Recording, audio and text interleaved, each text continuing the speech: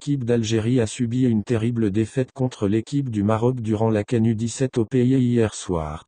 En effet, les jeunes joueurs d'Areski Rayman ont été disqualifiés de la compétition avec le lourd score de 3-0.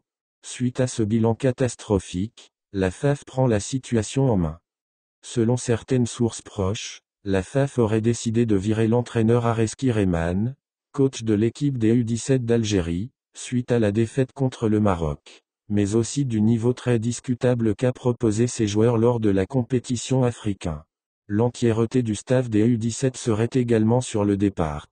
La Fédération algérienne de football de Djaïz Fizev devrait annoncer la nouvelle de ce changement dans l'équipe technique des jeunes dans les prochaines heures.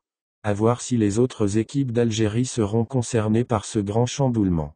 Pour rappel, le sélectionneur a déclaré en conférence de presse hier soir prendre toute la responsabilité de cet échec. Areski Rayman a également souligné le fait que lui et son groupe ont beaucoup appris de leurs erreurs, tout en s'excusant auprès du public algérien pour cette déception. Une annonce fracassante vient d'être faite, le président de la FRMF, Fouzi Legjaha, prévoit de se rendre en Algérie dans les prochains jours après la qualification du Maroc pour les demi-finales de la CAN U17. Le président de la Fédération royale marocaine de football FRMF, Fouzi Legjaha, se rendra en Algérie en prévision de la CAN U17.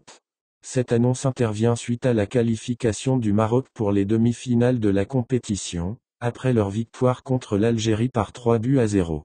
Selon certaines sources, la venue de Legjaha dépendra de la qualification du Maroc pour les demi-finales. De plus, il a été rapporté que le président de la FRMF a accepté de prendre un avion régulier à partir de la Tunisie afin d'éviter tout conflit ou controverse.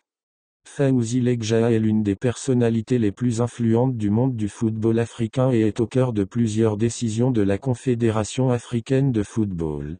Sa visite en Algérie est une occasion pour lui de soutenir ses joueurs et de renforcer les relations entre les deux pays.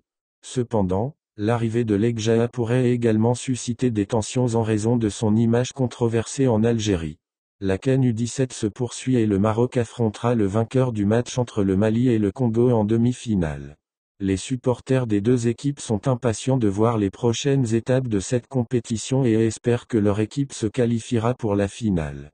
La visite de Legjaha en Algérie pourrait ajouter une dimension politique à cette compétition, mais les supporters des deux équipes ont montré un fair-play exemplaire lors de leur rencontre en phase de poule.